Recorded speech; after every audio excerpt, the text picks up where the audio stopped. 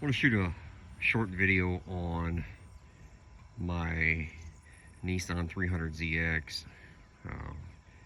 Cars are fairly common, but what I was interested in when I built this car was the LV3 V6 engine out of the Silverados and later the Chevy Express vans, and I just thought it would be a neat motor to put in a small car, rear-wheel drive. So this is what I've put in here. This is a 2014 version, and I've had the displacement on demand removed, added the Brian Tooley Racing Chuck Norris Jr. camshaft, and along the build had to make a lot of parts. Not a lot of information out there about these engines yet. I don't know how popular they'll ever become, but I was intrigued by their lightweight and their compact nature, and the fact that they share a lot of GM interchangeability. It's like my headers. These are, I even got the factory heat shields on them, but these are Camaro 6.2 liter V8 headers that I've had, you can see back here, one lobe cut off and then TIG welded shut. It's like they were practically made for this car, and they fit so well.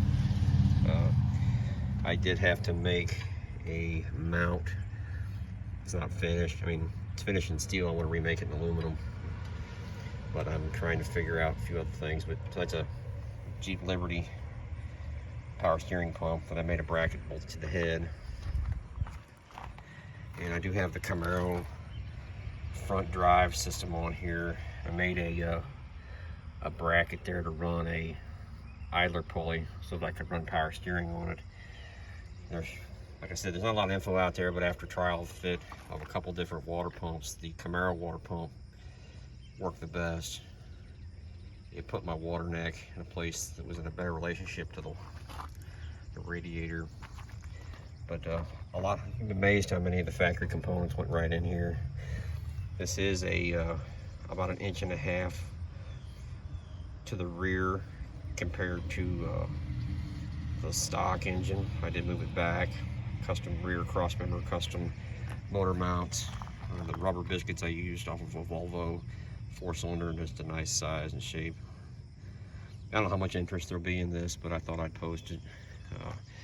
I'm going to take a aftermarket aluminum low profile intake and slice and dice to get the intake plenum down below the hood line, because right now obviously I can't run a hood, but I do plan to run a hood, just haven't got there yet.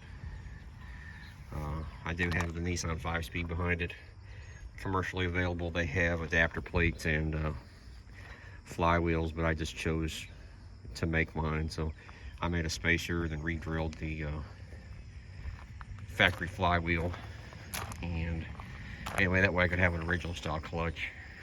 I wouldn't need any specialty equipment if I ever go to, destroy the clutch, which is highly likely. This thing has a ton of torque.